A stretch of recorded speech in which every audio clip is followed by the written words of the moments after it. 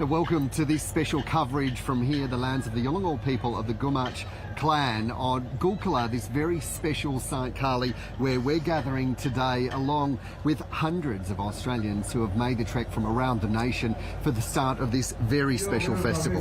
Including the Prime Minister, who has just arrived here at the Bungal ceremonial ground. We're about to hear a very important speech. Dan, I think you might be able to see the pictures of those gathered around.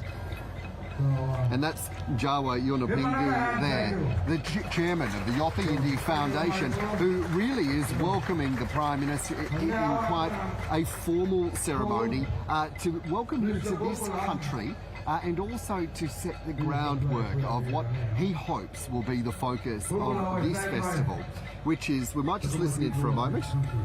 So, Jack Johnson, Gulkula.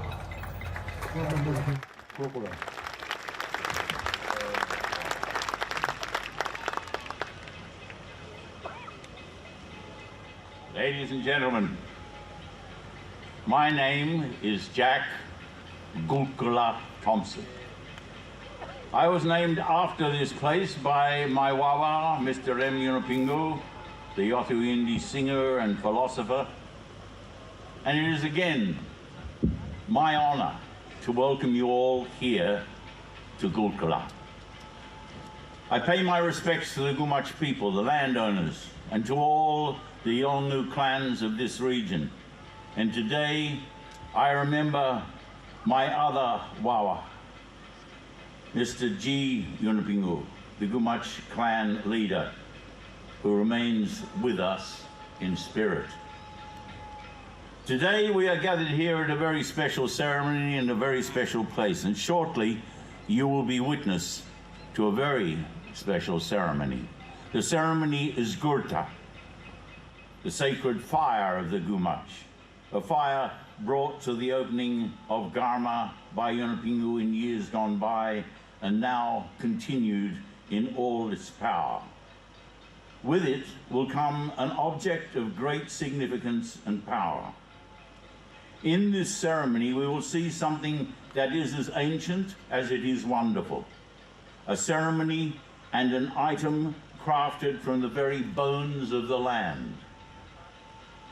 It is a ceremony that is as alive and is as vibrant today as it was 1,000 years ago and more. It is a testament to the power of the Yolngu philosophy of life and the way Yolngu people see life and loss. Because this ceremony is of the fire, it talks of renewal after loss, of how the land renews the people, burns off grief, and gives strength for the future. And it honors a Prime Minister who was true to his word and put a question to the Australian people with sincerity and honesty. We know the result now, ladies and gentlemen, but we take strength from the resilience and determination of Aboriginal people who again welcome us to this ceremony ground at Garma. We thank the Yolngu people for that, for their generosity and strength and their determination. We thank Aboriginal people Australia-wide for being who you are and not allowing us Balanda to change you to be who we might want you to be. We think our first Australians know what it is to be Australians, and we thank them for continuing to share their country and their ceremony with us here in an ancient land under southern stars. Thank you.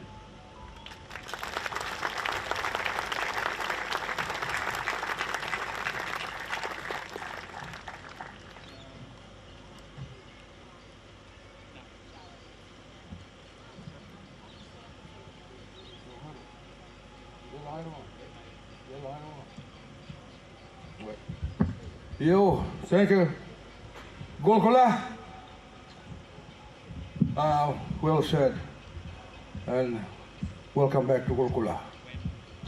I'd like to ask the audience in the front of me to make a room for the Khmer people that is entering to the Mongol ground. Please give us a room. If you like to sit around, there's plenty of rooms around here in the front and this side. Good on you. Thank you. Jawa Yunupingu there is just making way and asking the incredible crowd here to make space so that more performers who are just off screen behind us can make their way in. Strength, resilience, determination, Carly, Jack Gulkula Thompson there grounding the start of this ceremony as he welcomed the Prime Minister Anthony Albanese. He actually thanked him as well and acknowledged him on delivering on that promise to take the country to a referendum.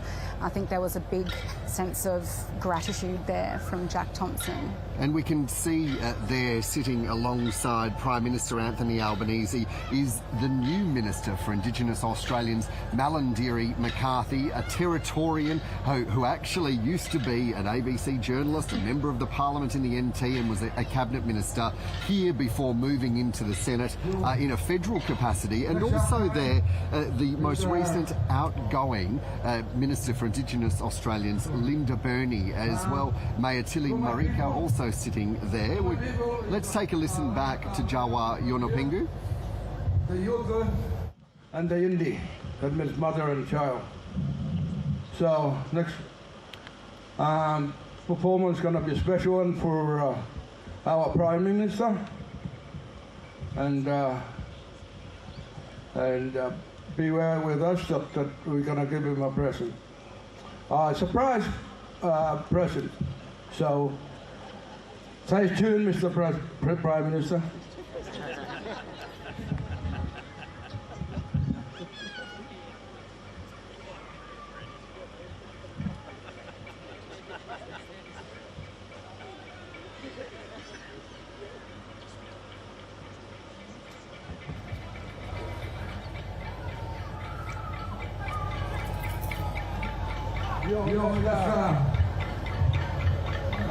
No, while we're waiting for this mob,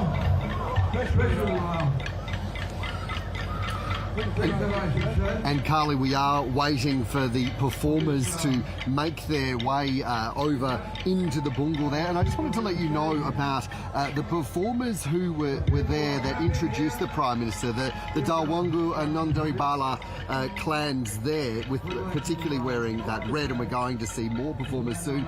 This is, of course, the theme this year is fire, strength, renewal, and fire, an important totem for the Yolngu people of this country, because of course it's what goes through in the dry season. It burns through at this time of the year and creates a great sense of renewal in the environment. All about maintaining country and bringing that growth back, and that has been a huge theme here this weekend.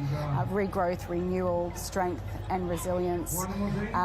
I know that it's men's business a lot of the time to paint up those dancers, although we've had a couple of the camera operators and male photographers go in and take beautiful images of that today, which you can see on the ABC website. It is truly gorgeous imagery, watching those men prepare for these dances that we're about to see this afternoon. And we'll take you back as we hear about these dancers here.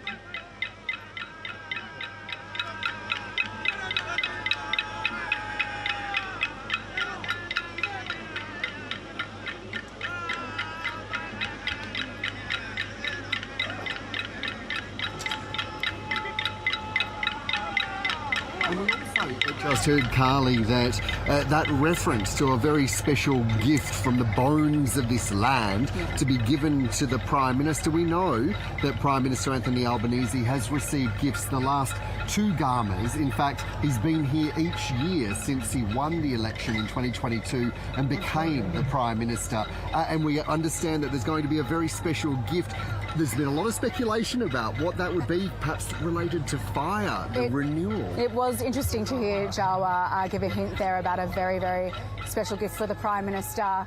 I'm trying to imagine what it could be around fire. I thought that he said he was going to say, we're going to perform treaty for you, but no, that was not. He was saying there's going to be beautiful dances and ceremonial dances as a welcome. And we're seeing here that great collaboration, the intergenerational power of storytelling. There are Yolngu people that are the youngest of the young, tiny there, right through to adults that have been performing ceremony and sharing that for some time. And it's always so important, I think, that we acknowledge that power of intergenerational sharing of culture. I've heard from leaders this weekend that is what this year's Garma is about, really. It's passing on the learnings and the strength to the next generation to keep the fire burning. I mean, we heard from Jawa Yunupingu today, who really is the big boss man here in northeast Arnhem Land, that there may not be a treaty within another 30 or 40 years, which is out of his lifetime. So he's talking about the importance of passing on to his next generations. How do we keep this conversation going? How do we keep fighting for what, Jawa Yunupingu and his family have been asking and demanding since the 90s or the 80s. And of course it is a conversation that is happening in different ways around the nation, and it was happening here in the Northern Territory, but those plans seem to have stalled a little. We are in an election campaign here. We'll take you back because I understand that Jawa Yunupingu is about to share more about this performance. As the Prime Minister.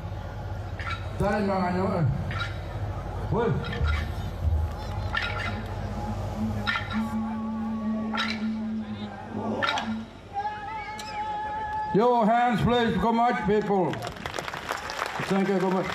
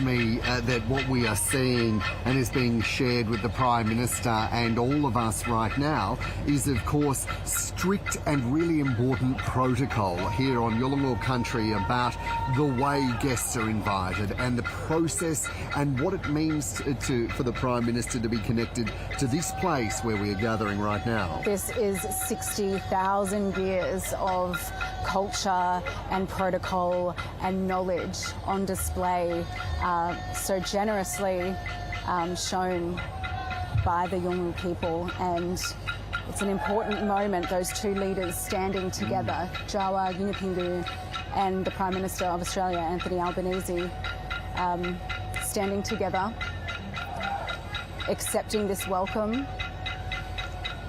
Because it's an incredibly important protocol to be welcomed to country. And sharing in this moment, and that there's that sense of generosity and reciprocity between everyone that has come to this moment. There's almost a sense of that common ground of listening, or what in other parts of the Northern Territory is known as dadidi, which is deep listening to and being captured and caught, an understanding of a moment in time. Deep listening. It is an incredible thing to think about. I mean, this is a cultural exchange as well. There are multiple clans here today offering a welcome to the Prime Minister. And I think there's a lot of messaging of gratitude as well to him. And it can't be understated, the significance of having a Prime Minister, a sitting Prime Minister, come to this country. It's been happening for decades, and each year is just as important. Politicians, Prime Ministers of all stripes that have come here and had similar welcomes, but all different in each time, and the tone, and based on the politics that is at play, and the big discussions that are happening. It just shows how influential Garma Festival is and has been. This is the 24th Garma Festival. There have been some big conversations at previous Garmas. This is where a lot of the driving behind the Indigenous Voice to Parliament came from. The Garma Institute is a model of a local education model that has been working, and the Prime Minister, through his support behind the Garma Institute last year, could that be scaled up across the country, across other states and territories? There's big conversations going on over the next few days. Oh, my word. And right here, there is what's known as a Dilak Council, which is the clan groups of this region come together, and it's where they talk about the issues and about a focus of what are the possible solutions and how, Carly, do you find a way to navigate through very, very challenging issues that are affecting people and communities where there are other factors at play. Dilek was almost like a local voice in a way. In a lot of ways, it's a model. It's self-determination as determined by the Yolngu people. And we'll just take you back for this moment.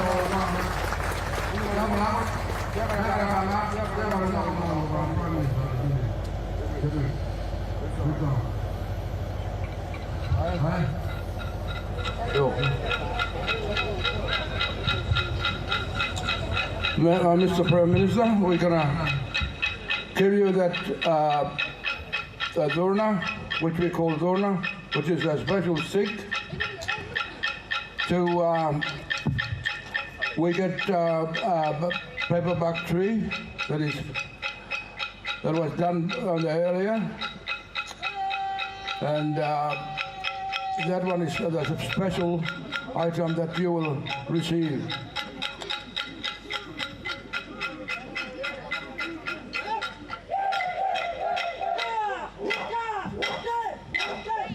Just explain why they were coming so close to it, how much expected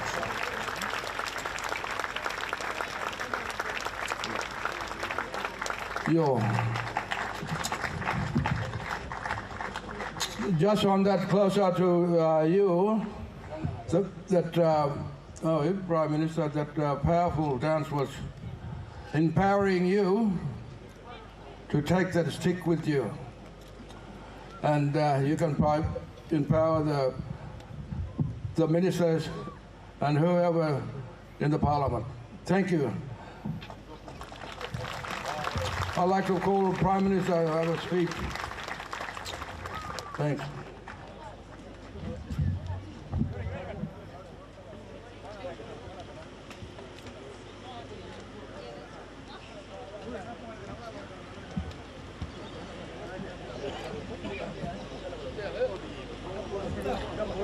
Can I acknowledge the traditional owners of this land, the Gumaj people, of the Yolngu people, and thank them for their care for this land for 60,000 years. And say, as Prime Minister of Australia, we all share an incredible honour and privilege of sharing this great island continent of ours with the oldest continuous culture on earth.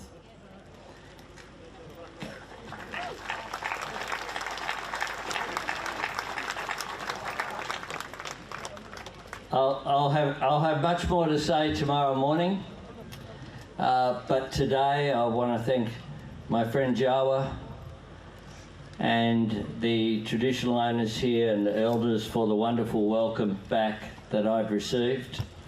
I thank them for giving me the incredible honour of this gift that I will cherish. When you walk into the Prime Minister's residence of the Lodge, the first thing that every visitor sees is a yadaki given to me here at my first visit as Prime Minister by Yunupingu. It has a place of honour in the Prime Minister's residence of Australia, and it will stay there. This is a great honour today. I thank you for the welcome for me and other Balanda who are here. And I look forward to spending once again a couple of wonderful days with you, celebrating language, culture, dance, and hoping for the creation of a better future as we walk forward together. Thank you.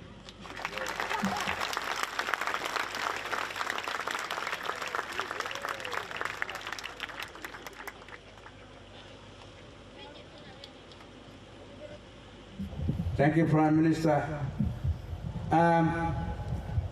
Welcome, hola, everyone, to this year's Garma. I'd like to acknowledge you people coming from near and far, north, south, east, or west, across the nation or around the world. I declare Garma 2024 open.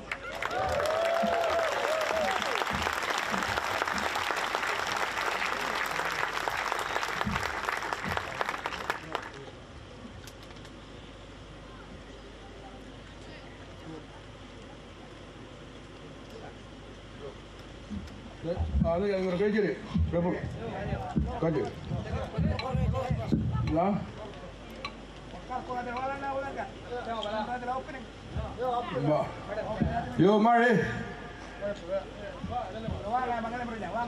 Yo, hatta punya akal kurang. Karena berdua nak kapal emergency, nak kapal, boleh kalau Prime Minister orang. Yo, mana kau lalu ya? Mari kalau, kalau kan lagi orang ni.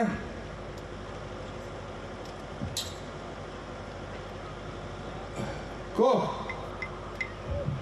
lu ngira le, lu kau tahu ya? Berikama.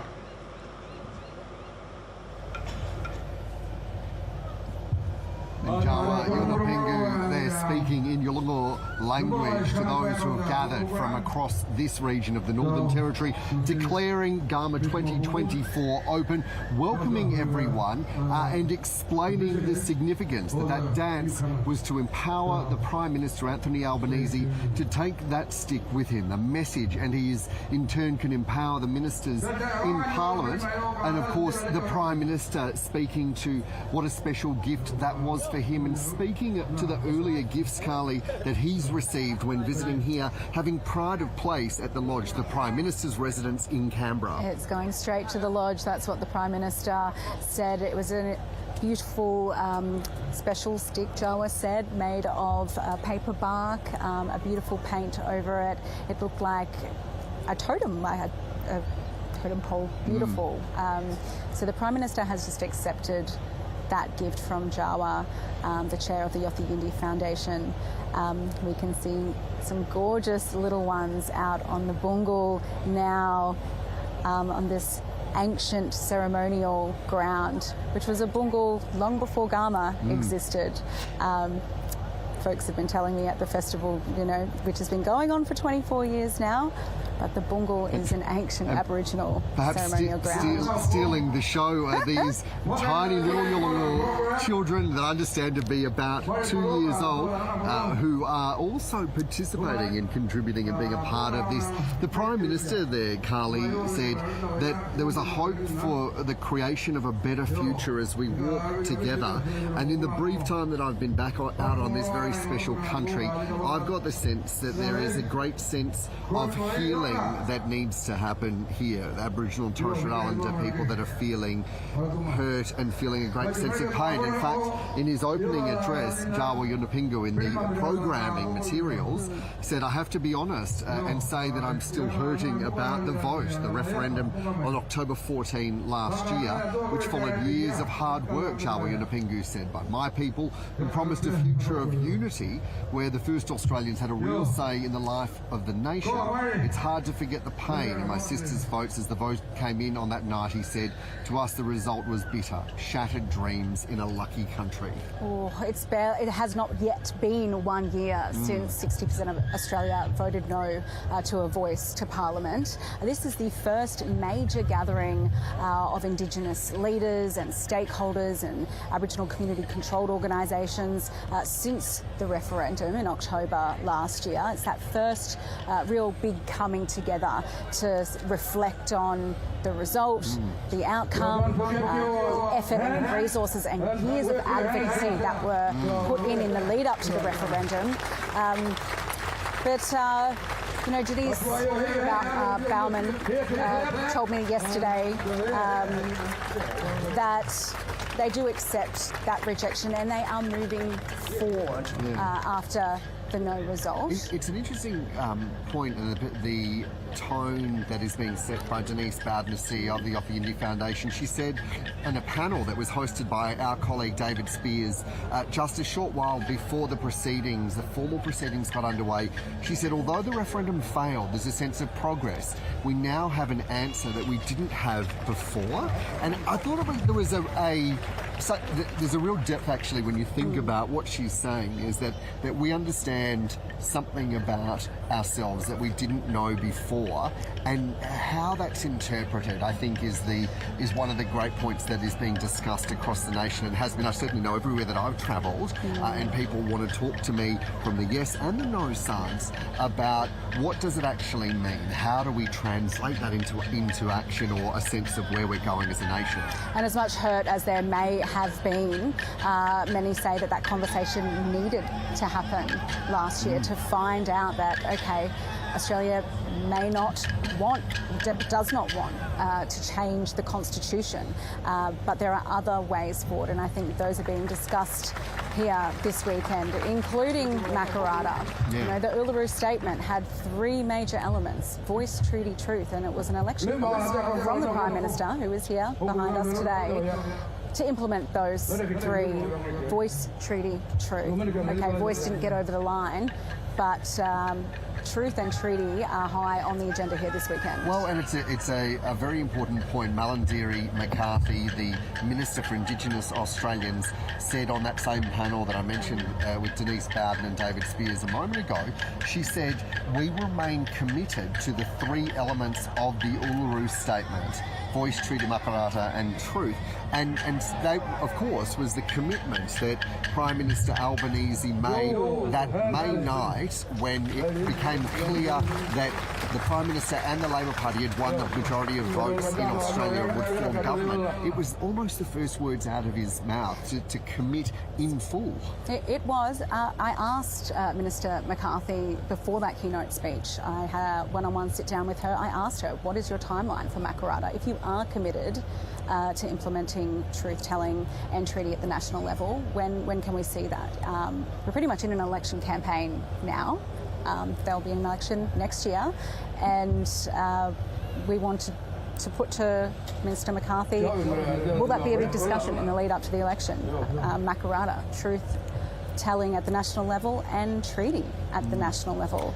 The Minister couldn't provide a timeline on that one. And, well, and you get that sense that the government have said previously that there is a great consideration around what are the next steps. And in fact, Malandiri McCarthy said today that her job is about bridging divides, bringing people together, finding common ground, to reflect, to listen, to renew. She said, quote, now is the time to reach across the political divide so that Indigenous affairs isn't the political football it has been. Well, that's what I hear when I go out on the road, gathering from community members. We are sick of our matters being a political football. Whether it's, we're not just a closing the gap target, we're not just a statistic. Truth-telling and treaty will be used, let's face it, as a big political talking topic in the lead up to next year's election. And it's happening already right now, isn't it? We know that in Queensland there are hearings around treaty and truth happening as we speak. There's the Europe Commission in Victoria, which has seen the Premier there giving evidence. There is the voice mechanism in South Australia, which has had its elections, and I was speaking to a contact in the South Australian government today saying they are already raising a number of issues. We might take you back and listen into this for a moment.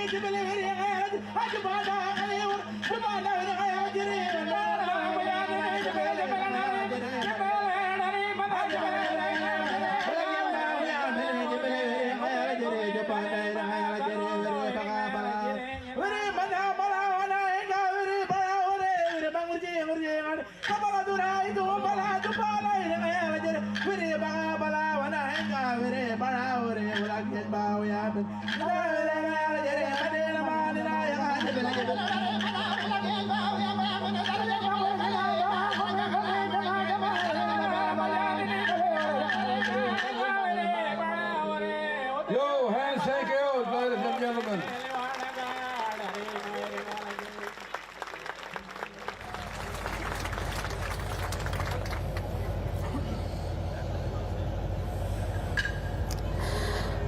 We have just heard, we're about to hear from the Prime Minister, I believe, or... Well, and this is, I think it's fair to say, very free-flowing that we are seeing and hearing this unfold in real time here. And there is a huge crowd who has gathered.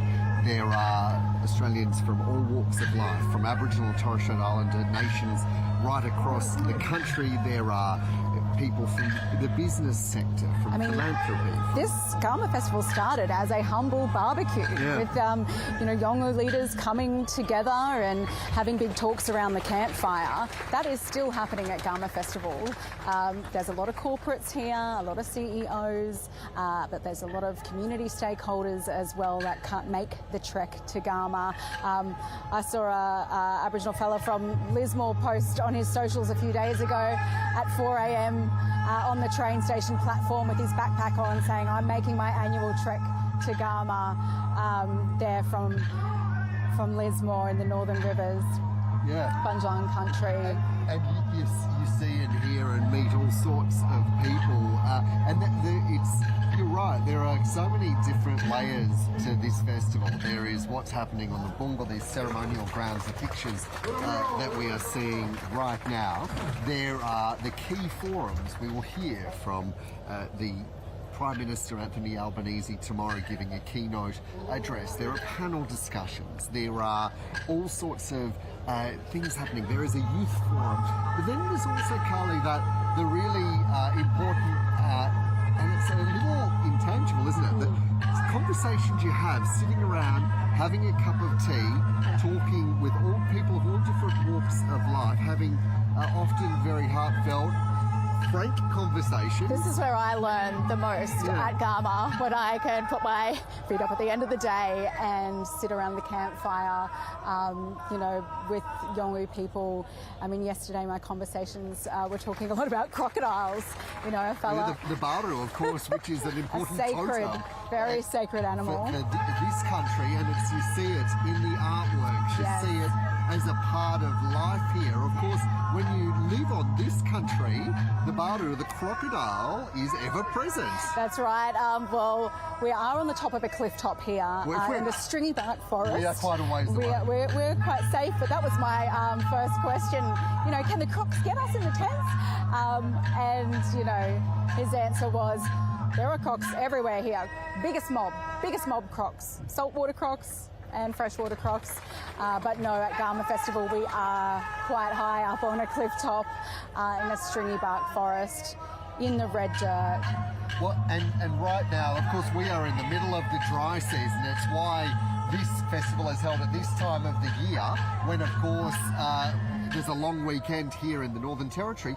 But it is actually starting to rain. There is a bit of a sun shower. A little sun shower right now. It's quite special. And the lighting is incredible. This is really unexpected at this time of the year. Darwin, of course, on Larrakia country had rain just a couple of days ago that was unseasonal. And as you know, I grew up in the Northern Territory. There's only two seasons, right? I grew up in Cairns, very similar. Yeah. You're wet and you're dry. And you're hot and you're not so hot. That's right, especially for this top end part. And Cairns is very similar.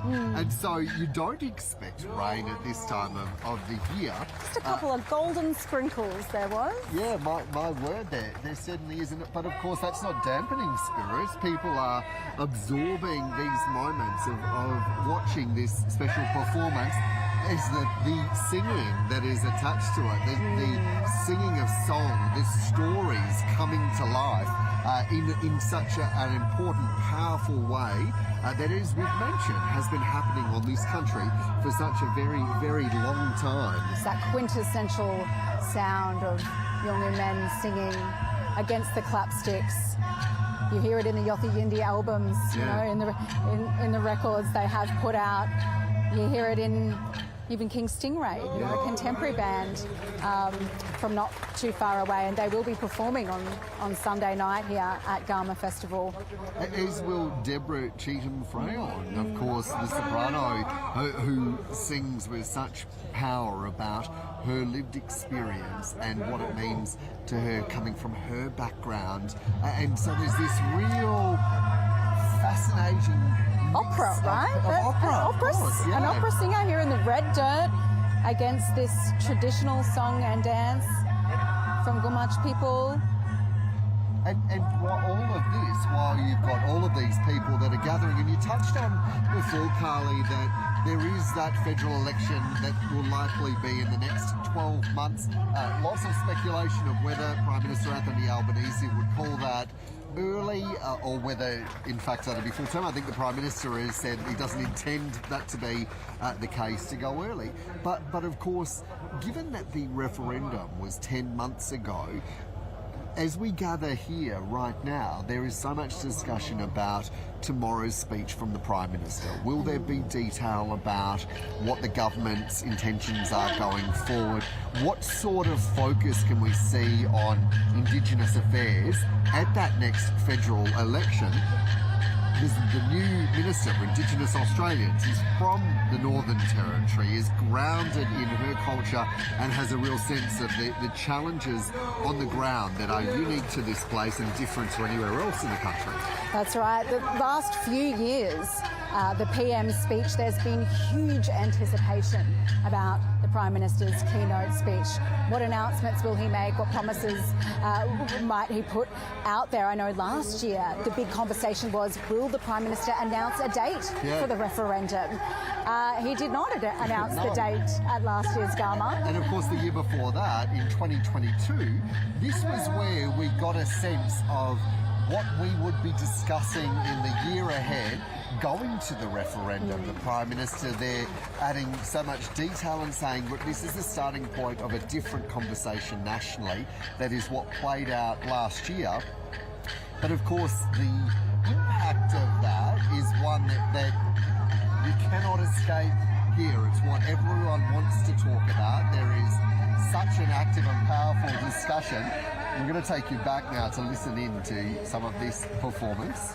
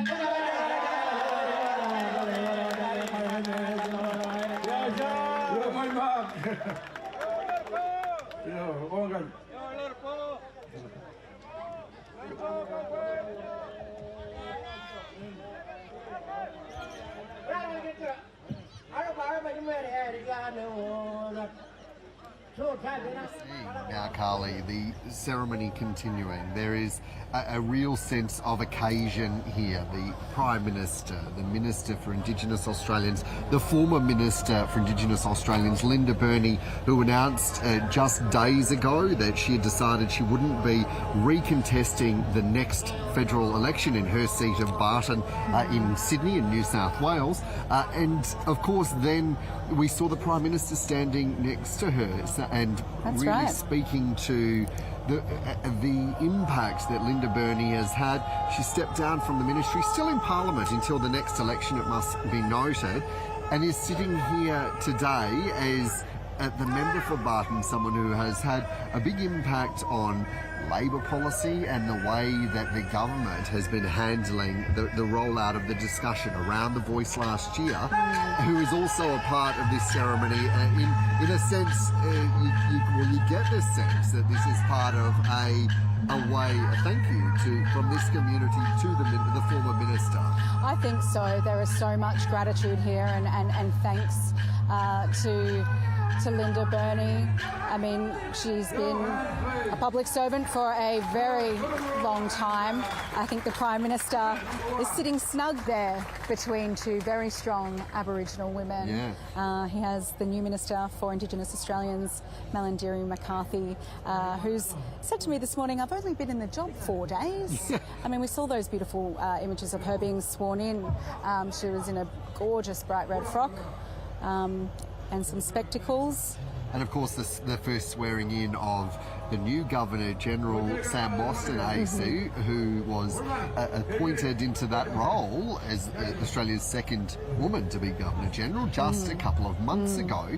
But of course, Melinda McCarthy, part of her background was being the Assistant Minister for Indigenous Health, a senator before that for as well as that in the Northern Territory. She was the member for Arnhem in the Northern Territory. How do you feel as a Territorian?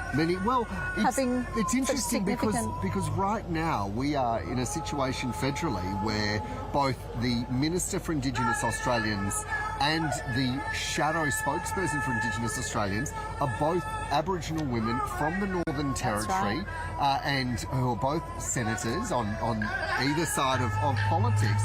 And of course, it was referring there to Melinda McCarthy in government, and in opposition, Jacinta Nampijinpa-Price, who's from Alice Springs and had a very prominent role in the campaign last year of campaigning for no, against the voice to Parliament. So I think what's really fascinating for me is that you've got the two people that are driving Indigenous affairs debate nationally on both sides of politics, of Very course, powerful. are from this country, are from the Northern Territory. So you can't think that there won't be a powerful tone of understanding of politics from a Northern Territory lens in the cabinet room, in the shadow cabinet room, informing those chats. Both women have been speaking about their ideas for the Northern Territory. I mean, Minister McCarthy reminded me this morning about the $4 billion that Labor has spent on the Northern Territory for housing recently. And Senator Jacinta Nampijinpa-Price, I'm not sure she's attending Garma this weekend, but no matter what side of politics you're on, Dan, Aboriginal representation is important. Yeah. And we're seeing it, and we're seeing Territorian women strong. Yeah, and of course, those two senators, the minister and the shadow minister, are a part of a cohort of about 11 Aboriginal Torres Strait Islander members of Parliament from Labor, CLP, the Liberals, the Greens, the Independents as well.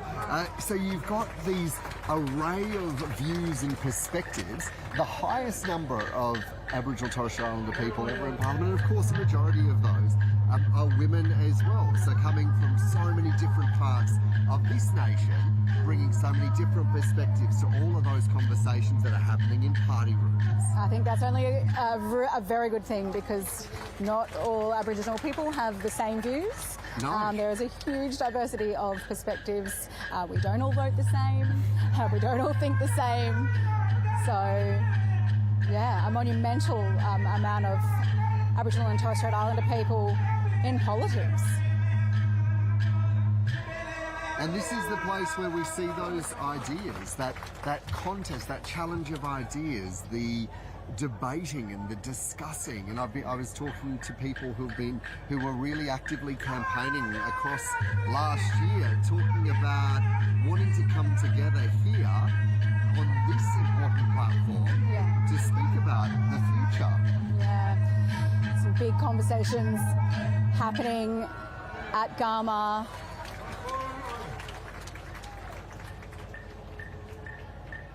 As we move from one welcoming dance, you can see the little one there. The next generation is a big topic this weekend. Passing on the knowledge. I did get a text message just a minute ago about that little 2-year-old there saying, do you know what, Dad, it doesn't matter who else is here, that little child is stealing the show right now. And that's happened at the last couple of Garmas. We've seen gorgeous little ones come out and just snatch that spotlight, snatch the spotlight from the PM, don't mind if they do. There was a little one who's almost, primary school age now, who was photographed at Garma when they were just a tiny, tiny tot. So we're seeing these kids grow up and thrive out here. Yeah, and in fact, even on the front page of the program, it is a little person who is just there loving it and having the most extraordinary time. no nerves at all. There's just an incredible strength and resilience in the air.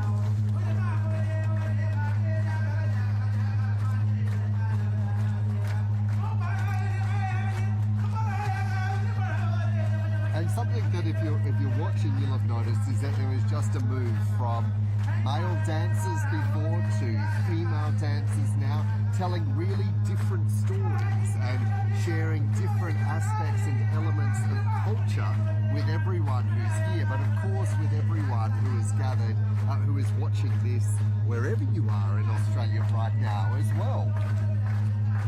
We've seen the women come out with the little ones from primary school age all the way down to must be about 2 years old.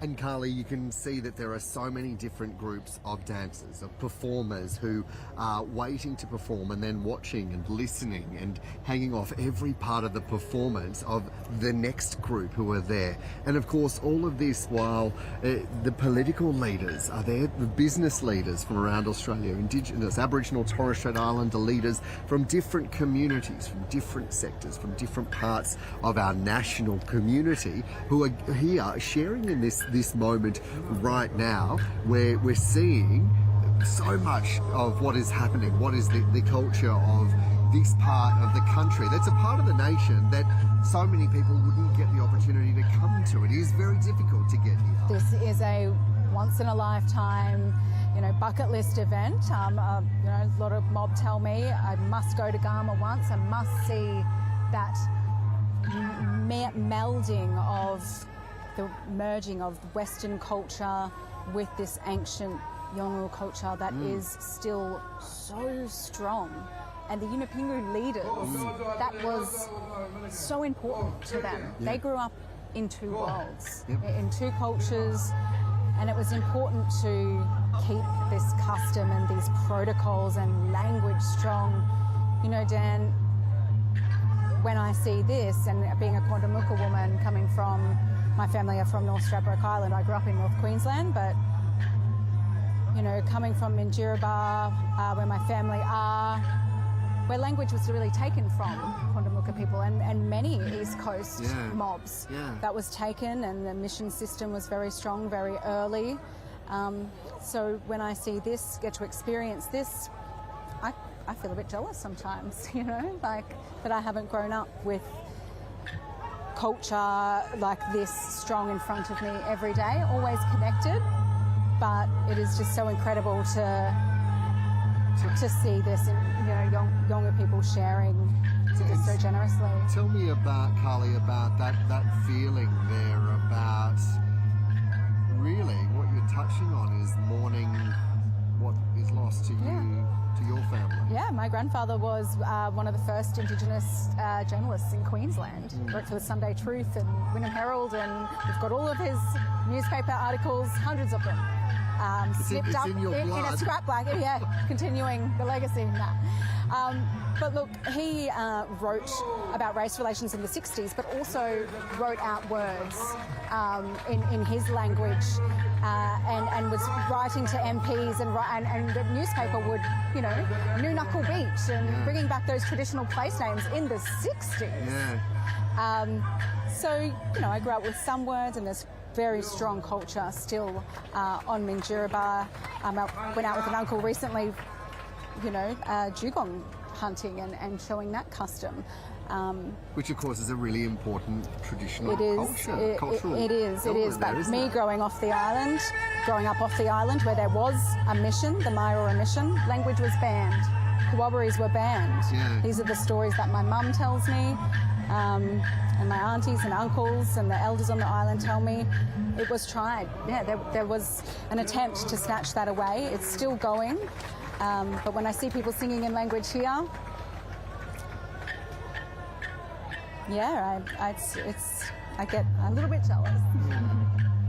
Yeah, I can see and I can hear that emotion and that heart, and it's fascinating because I wonder if part of what drove me into journalism as a 13-year-old in Tennant Creek was about seeking to understand through stories about who we are and about what is our impact and how do we understand better about who we are and the role that we play. And I remember speaking at the time to my now late great auntie Rita, who at the time she was growing up in Victoria where our family connections are. She was made to walk on the other side of the street by kids. They said that she was born at midnight because of how black her skin was. And she told me that when she was going to school, she had to eat lunch in the toilet cubicle by herself because she didn't no one wanted to sit with her. And she told me about having to become a fighter to defend herself and to really hold that ground. When she was going into the workforce in Melbourne years later, if she had said she was Aboriginal when she was asked about her dark skin, she said she wouldn't have got the job, and that she said she was Indian because that was seen at the time as more acceptable. And I remember talking to her and I said, Auntie, how do you not feel angry and so fury about the way that you've been treated? And she said to me, well, I did for a long time until I realised that nothing can come from that, and it's not a place that you can hold. And she said, and also if I was angry, I probably wouldn't be able to impart the stories, the lived experience onto my nephew, great nephew, who is going to be a storyteller one day. And so I think about that a lot, and that kind of profound wisdom of elders, and I think it's why understanding eldership and sharing the stories and creating platforms for elders is so crucially important. It's what drove us to do the 1+1 Elders series. We might just take you back here where there is a moment where the dancers are stepping out of the Bungal grounds.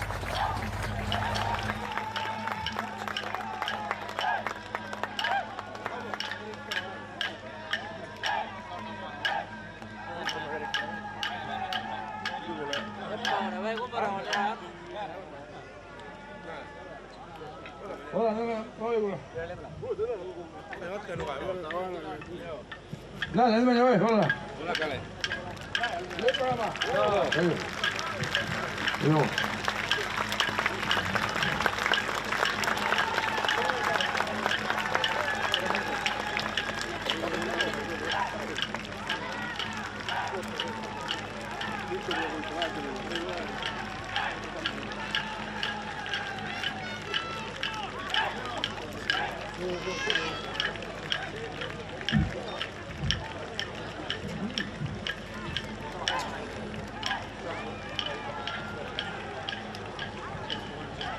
Thank you, Mari Bolo. Please, do give him another hand, please, ladies and gentlemen. Yo, Mari. Don't walk away. Don't go away yet. We have combatants to come on next. So hang around.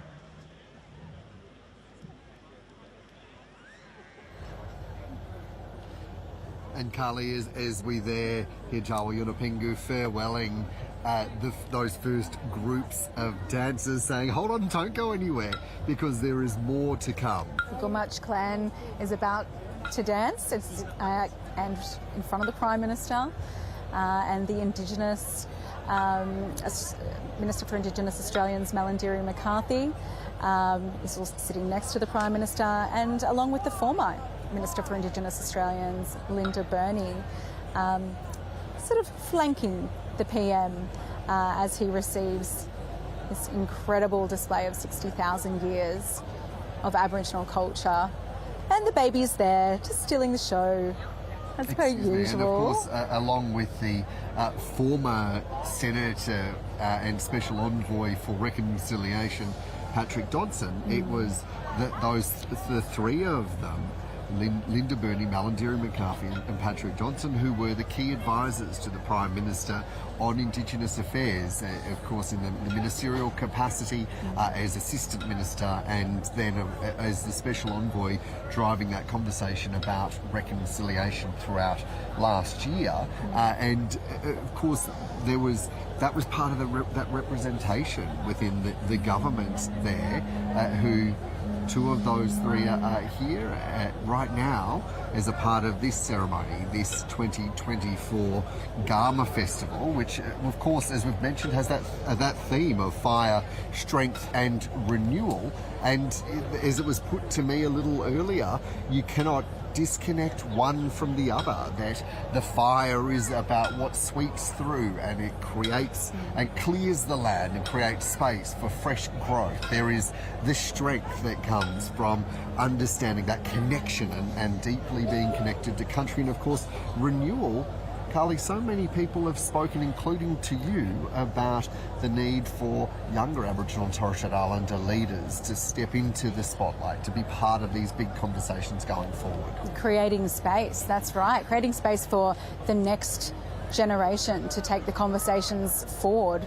I know that, there's a lot of anticipation usually around the Prime Minister's keynote speech at Garma.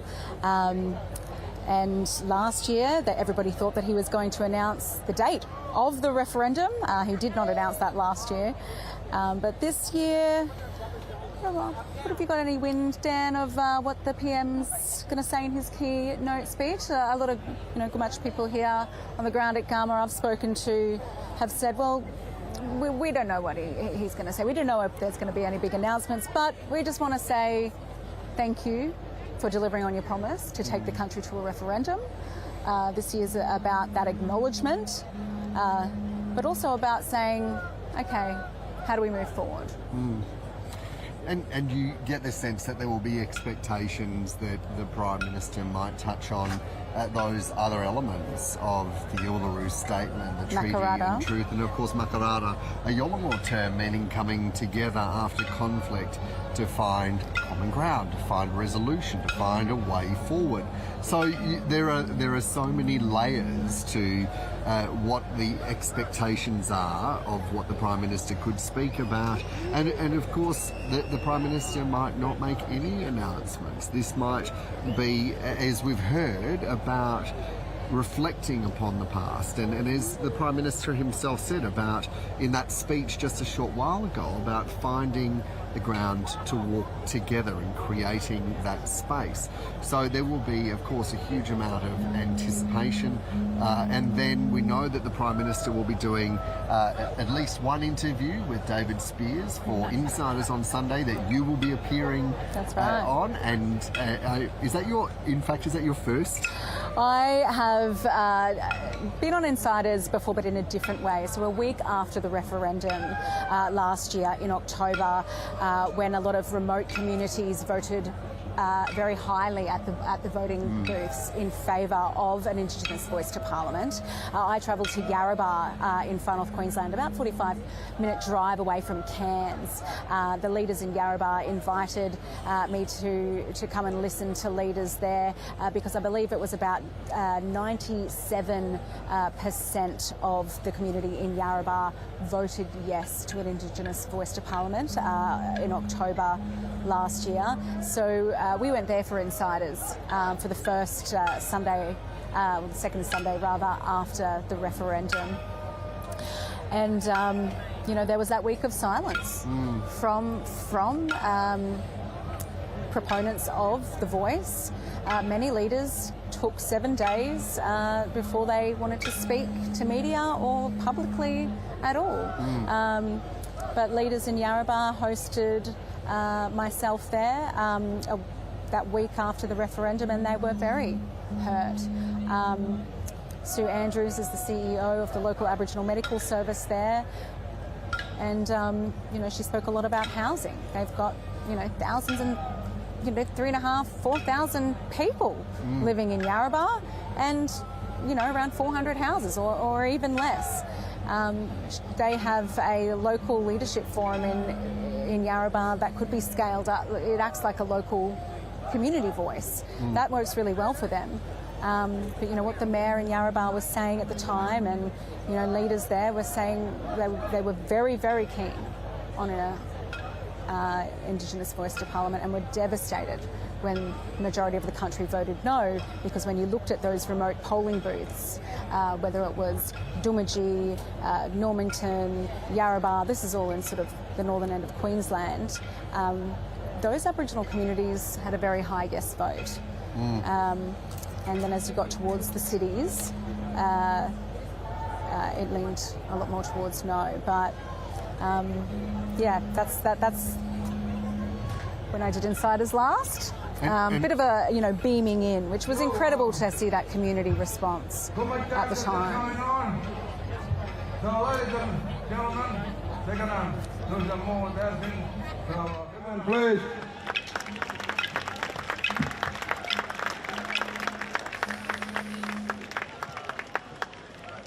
Together after a conflict. A lot of Aboriginal and Torres Strait Islander people have told me in the last 10 months the referendum felt like a conflict. I was speaking to Professor Pat Dudgeon, who's a expert in Indigenous social and emotional wellbeing and Indigenous suicide. I was doing a story on the Closing the Gap target that is going backwards.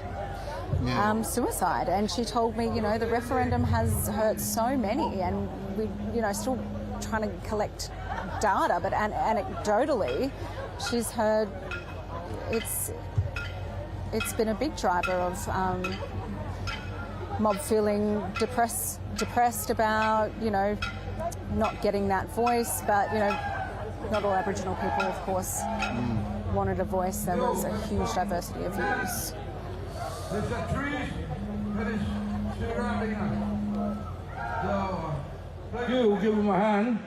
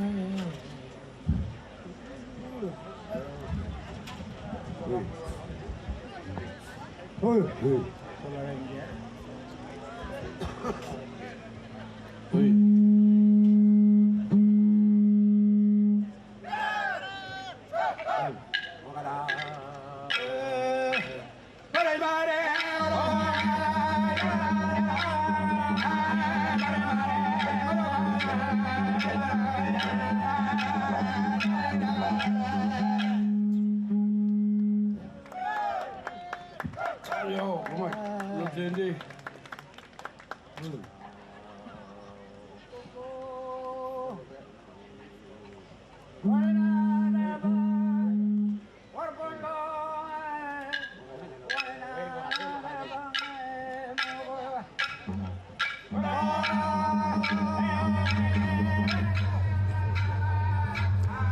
So, Carly, we've been watching, hearing, experiencing this culture as it's being passed on and shared from Yolngu people here in Arnhem Land, welcoming Prime Minister Anthony Albanese, his Indigenous Australians Minister Malingeri McCarthy, the Northern Territory Senator, and also we've been hearing and seeing so much of an exploration of culture that is tens of thousands of years old here on this Bungal ground that is, as the late Yunupingu described it, Yolngu people's universities.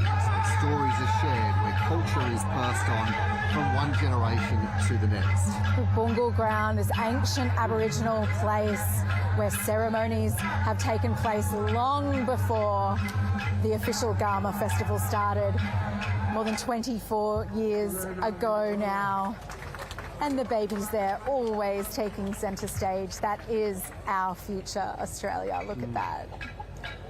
And this is where we will leave this special coverage of the opening ceremony of the Garma Festival 2024.